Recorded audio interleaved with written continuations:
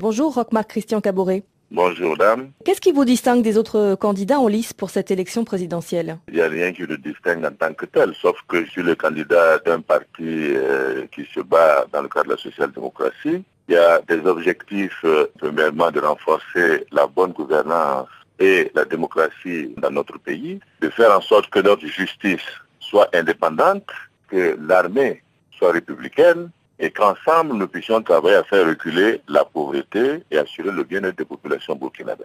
Faire valoir les valeurs de la démocratie, c'est aussi ce que promettent les autres candidats.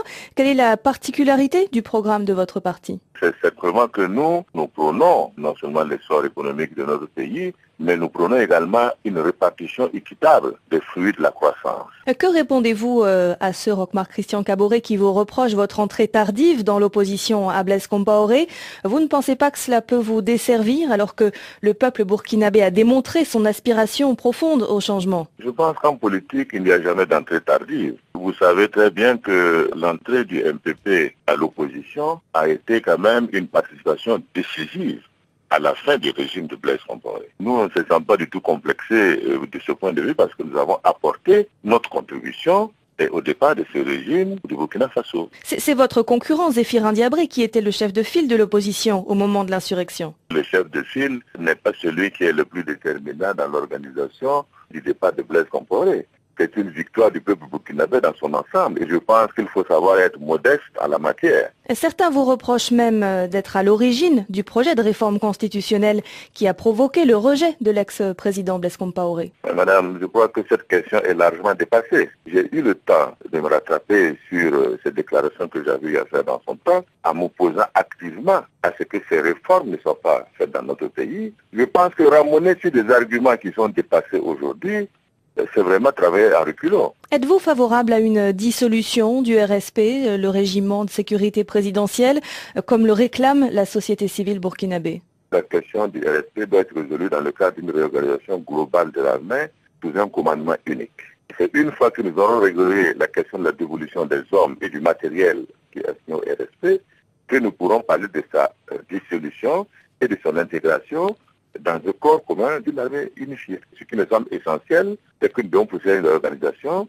Il ne doit plus avoir un régiment de sécurité présidentielle qui crée la confusion du genre qui est que ce régiment à la solde du président de la République. Je crois que c'est très clair à notre niveau. Que pensez-vous de l'inéligibilité qui frappe les anciens partisans de Blaise Compaoré pour les législatives? Force doit rester à la loi. Nous devons, en tant que démocrates, nous conformer aux décisions de justice. Le recours a été fait par le CDP auprès de la Cour de la CEDEAO, qui a donné un arrêt dans lequel, finalement, la décision du CNT n'est pas mise en cause, sauf qu'on a dit qu'il fallait restreindre l'étendue de la portée. Il appartenait au Conseil constitutionnel de pouvoir trancher la question. Pour vous, la décision des sages burkinabés ne viole pas l'arrêt de la Cour de justice de la CEDEAO? Absolument pas. Mais est-ce que la démocratie, ce n'est pas laisser la sanction venir par les urnes?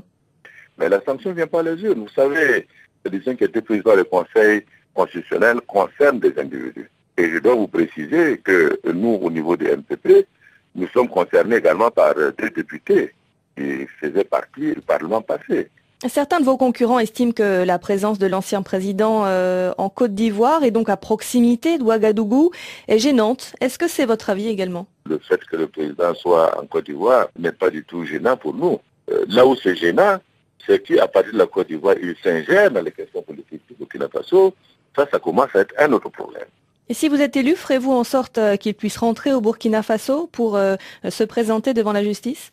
Et je suis tout le temps surpris que la question nous soit posée, est-ce qu'on fera en sorte ou pas? Nous avons tous un devoir de redevabilité devant la justice. Donc si les faits sont reprochés au président du Faso, Blaise Compaoré, je pense qu'il est tout à fait normal que les mécanismes de justice se mettent en place et que les faits soient prouvés avant qu'on ne puisse prendre des mesures contre lui. C'est tout. En cas de deuxième tour en octobre prochain, il faudra nécessairement conclure des alliances, que vous soyez qualifié ou pas. Quelle est votre stratégie pour ce second tour? Notre stratégie d'abord, c'est d'attendre qu'on finisse le premier tour pour voir s'il y en a un second.